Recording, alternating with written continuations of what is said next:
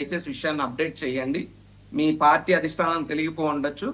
GVMC X account లో అధికారికంగానే mention చేస్తూ పెట్టారు. మీకు విశాఖపట్నంలో ఎవరన్నా తెలుసున్న బ్రహ్మనాయుడు గారు మీరు కానీ చందు సాంబశివరావు గారికి కానీ విశాఖపట్నంలో ఎవరన్నా ఇక్కడ నివాసం ఉంటున్న వాళ్ళు కాస్త పరిచయం ఉన్నా విశాఖపట్నంలో గత 4-5 రోజుల్లో కాంప్లెక్స్ దగ్గర నుండి కేజీహెచ్ దగ్గర నుండి లీలామాల్ సెంటర్ దగ్గర నుండి మధురవాడ దగ్గర నుండి ఎస్ఎఫ్ఎస్ స్కూల్ సీతందార్ వరకు ఇలా చూస్తే విశాఖపట్నం మొత్తం కూడా అల్లకల్లోలం అయిపోతుంది.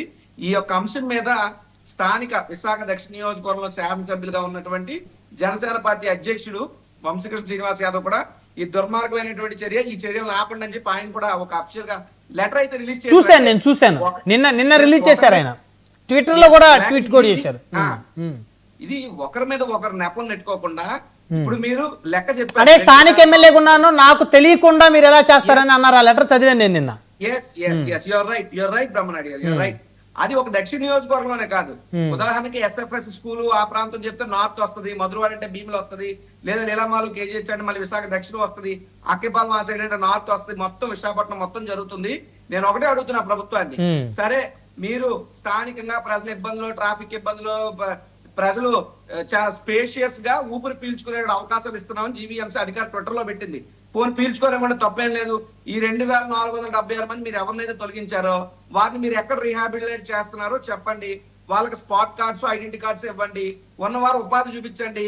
మీరు కొత్తగా 20 లక్షల ఉద్యోగాలు ఇవ్వక్కర్లా.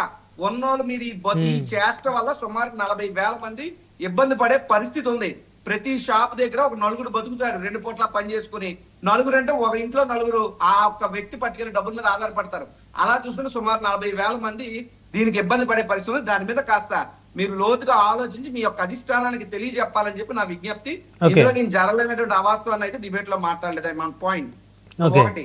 ఇక 2, గురుమూర్తి గారు ఇందాక మాట్లాడుతూ సార్ మన మెడికల్ కాలేజ్ సబ్జెక్ట్ వస్తే మేమేదో ఎన్ఆర్ఐ కోటా పెట్టామని, లేకపోతే 12 లక్షలు 20 లక్షలు ఫీజు పెట్టామని, ఎప్పుడూ లేనటువంటి అరాచకాన్ని మేము చేసామని అన్నారు. ఓకే, మేము ఓడిపోయాం, మీరు అధికారంలోకి వచ్చారు, మేము చేసిన తప్పని మీకు అనిపిస్తే ఈ 15 ఏళ్ల కాలంలో మీరు ఆ 2 విషయాలు సరిచేసింది ఏంటి?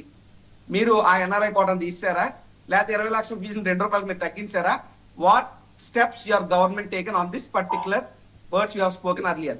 మీరు ఇంతకు ముందు ఏదైతే చెప్పినటువంటి 2 అంశాలకు సంబంధించి ఈ 15 ఏళ్ల కాలంలో మీరు తీసుకున్నటువంటి తప్పులు, పాపాలు, నేరాలు, ఘోరాలు అయితే దాన్ని మీరు ఏ విధంగా ప్రక్షాళన చేశారో మీకు తర్వాత వచ్చేటువంటి సమయంలో మీరు సమాధానం చెప్పాలని చెప్పి నేను కోరుతున్నాను. Point number 1. పాయింట్ నెంబర్ 2, పెద్దలు గురుమూర్తి గారు మాట్లాడుతూ 50,000 మంది చనిపోయారు. ఈ ఎందుకు సార్ 50,000 మంది చనిపోయారని ఒక ఆయన అంటాడు, 30,000 మంది కిడ్నాప్ అయిపోయారని మరొక ఆయన అంటాడు.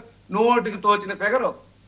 ఏమైనా కాగు లెక్కలు ఉన్నాయా, ఏమున్నాయా? లెక్కాపత్రం లేక నోటికి ఏ మాట వస్తే ఆ మాట ప్రజాస్వామ్యంలో వాక్ స్వాతంత్రం ఉందని మాట్లాడటం అది మీ బోటోళ్ళకి మీ స్థాయి వాళ్ళకి తగదు. రెండవది, మీరు అంటున్నారు ఏమని, భువనేశ్వర్ గారినో లేదంటే చంద్రబాబు నాయుడు గారినో మేము ఏదో అవమానించామని అసెంబ్లీలో ఆ విధమైనటువంటి సంస్కారం మాది కాదు, తెలుగుదేశం చాలా ఉన్నతమైనటువంటి సంస్కారం. సరే మేము అన్నామా లేదా నా పాయింట్కి వస్తే, నాకు తెలిసి, నాకే కాదు చరిత్ర తెలిసినటువంటి తెలుగుదేశం పార్టీ సంస్కారం ఏమిటంటే, ఇందాక మీరు అన్నారు 2 పేపర్లు ఉన్నాయి వీళ్ళకి కూడా అని. ఆబ్వియస్ గా మేమైతే అధికారంగా మా సాక్షి పేపర్ మీద రాజశేఖర రెడ్డి గారు బొమ్మ ఉంటది, కానీ బొమ్మల్లో ఈనాడు పేపర్ మీదో, టీవీ5 మీదో, ఏబిఎన్ మీదో, ఆంధ్రజ్యోతి మీద వీళ్ళు బొమ్మలు వేసుకోరు. కానీ వీళ్ళ పేపర్లను రాష్ట్రం మొత్తం అది తెలుసు. దాన్నే పచ్చ మీడియా అనేటువంటి ట్యాగ్ లైన్ కూడా ఒకటి ఉంది. సార్ ఇప్పుడు అవి ఎందుకులే కానీ అందరికి వ్యవస్థలు ఉన్నాయి. ఈ రోజు అందరికీ మద్దతుగా ఉండే వ్యవస్థలు ఈ రోజు ఉన్నాయి. సో ఎవరి వ్యవస్థలు వరకు ఉన్నాయి. ఉన్నాయి. నేను కాదని నేను మీతోనే ఏకీపిస్తాను. నేను సరళమైనటువంటి పార్లమెంటరీ భాషలోనే మాట్లాడుతున్న ఇబ్బంది జరిగితే ఐఎమ్ వెరీ సారీ. ఓకే, అయితే ఎన్టీ రామారావు గారి మీద బట్టలు తీసేసి వేసినటువంటి కార్టూన్ల సంస్కృతి మర్చిపోదు చరిత్ర. ఎన్టీ రామారావు గారి మీద చెప్పులు వేయించిన సంస్కృతి మర్చిపోదు. గతం వద్దు, రాజీవ్ గాంధీ గారు గతాన్ని తవ్వద్దు మీరు. సార్ ఒక్క మాట నాకు నేనేమన్నా తప్పు మాట్లాడితే ఒకసారి మీరు రాసి, అది ఎప్పుడో జరిగిపోయిన అంశాలు, అందులో తప్పేదో ఒప్పేదో కూడా ఎవరం కూడా దాన్ని జడ్జ్ చేయలేనటువంటి అంశాలు అవి. సార్ నాకు ఒక్క మాట చెప్పండి. భారతదేశంలో చరిత్ర మర్చిపోదామని మీరు అంటారా? రాజకీయంగా ఎవరెవరి గురించి మర్చిపోతారు? ఇప్పుడు మీరు కూడా అనొచ్చు కదా, ఎప్పుడో 4 ఏళ్ల క్రితం జరిగింది, ఎప్పుడో 5 ఏళ్ల క్రితం జరిగింది, అయ్యని ఇప్పుడు ఎందుకు మాట్లాడుతున్నారని నేను మాట్లాడచ్చా? అది కాదు. పులివింద గిద్ద సామెత మాదిరి తన కింద నలుపు తను తెలుసుకోకుండా ఎదుటి గింజను నువ్వు నల్లగా ఉన్నావు అంటే అది ఎంత తప్పో.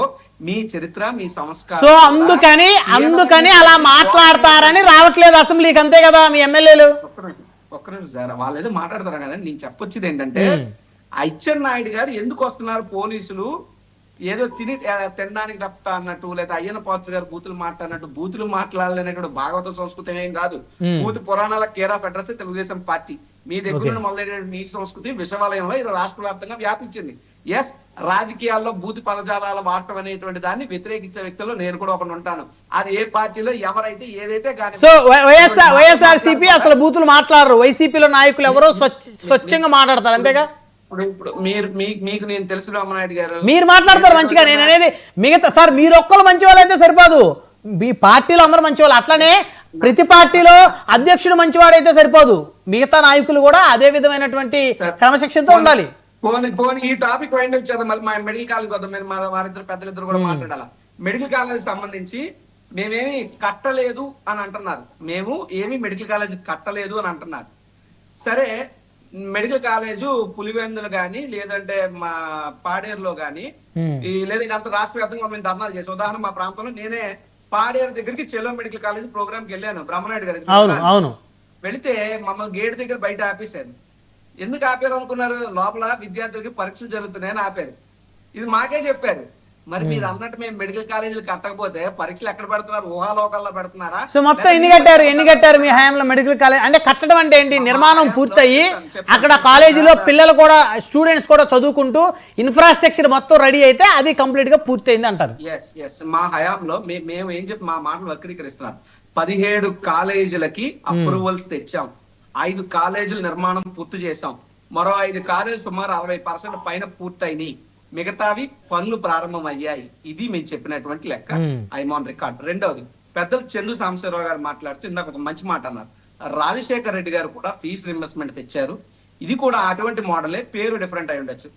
సార్, ఎప్పుడైనా విద్యార్థులకు విద్యను అందించాలనేటువంటి లక్ష్యం నేనేం తప్పుపడతాను. కాకపోతే ఇక్కడ చిన్న లాజిక్ పెద్దలు ఏమి చిన్న మిస్ అయ్యారని నేను అన్న అప్రమేధావి అయినా. బట్ ఓవర్ ఫ్లో అయింది ఏంటంటే, వాళ్ళు ప్రైవేట్ మెడికల్ కట్టారు. ఎక్కడ కట్టారు? వాళ్ళ సొంత స్థలాల్లో కట్టుకున్నారు. గవర్నమెంట్ స్థలాల్లోకి వచ్చి గవర్నమెంట్ సగం కట్టేసిన పనులు తీసుకుని వాళ్ళు టేక్ ఓవర్ చేసి 100 ఎకరాల భూమి ఉందండి. ఒక కాలేజ్ 30 ఎకరాలు ఉంది, ఒక కాలేజ్ 50 ఎకరాలు ఉంది, ఒక కాలేజ్ 100 ఎకరాలు ఉంది.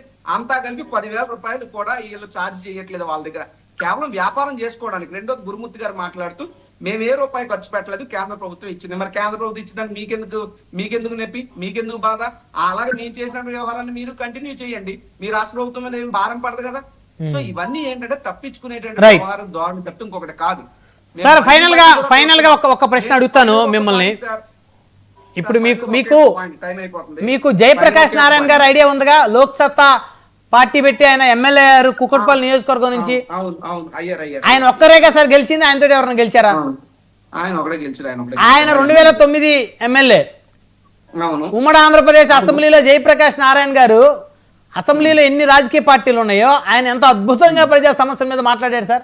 దురదృష్టం, ప్రజలు అలాంటి నాయకుడికి మరొక అవకాశం ఇవ్వలేదు. కానీ మరి జగన్ గారు 11 మంది ఎమ్మెల్యేలు ఎందుకు అసెంబ్లీకి వెళ్ళకపోతున్నారు? జయప్రకాష్ నారాయణ గారిని ఆదర్శంగా తీసుకోవచ్చు కదా సార్. ఇప్పుడు పెద్దలు సాంబశివరావు గారు చెప్పారు, ఎవరు వ్యూహాలు వారు ఉంటాయని, అంతర్గత వ్యూహాలు ఎవరు ఉంటే వాళ్ళకి సమయం ఇస్తే వస్తామని మీరు స్పష్టంగా చెప్పారు.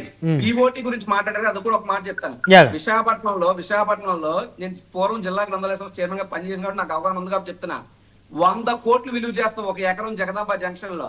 అదే గ్రంథాలయాన్ని బీఓటీ పద్ధతిలో ఈల తెలుగుదేశం పార్టీ నాయకుడే గంటా శ్రీనివాసరావు గారు బీఓటీ పద్ధతిలో రాయించుకుని సరైన వ్యవహారం చేయకుండా ఆ స్థలాన్ని కొట్టేసే ప్రయత్నం చేస్తే, విశాఖపట్నంలో ఉన్నటువంటి సీనియర్ సిటిజన్లు అందరూ కలిపి కోర్టులో కేసులు వేసి పోరాడితే, తర్వాత మా ప్రభుత్వం వచ్చింది, ఆ స్థలాన్ని వెనక్కి తెచ్చింది నేను, గ్రంథాలయ సంస్థకు అప్పగించింది నేను. అంటే బీఓటీ అనేటువంటి చాలా బాగుంటది, సక్సెస్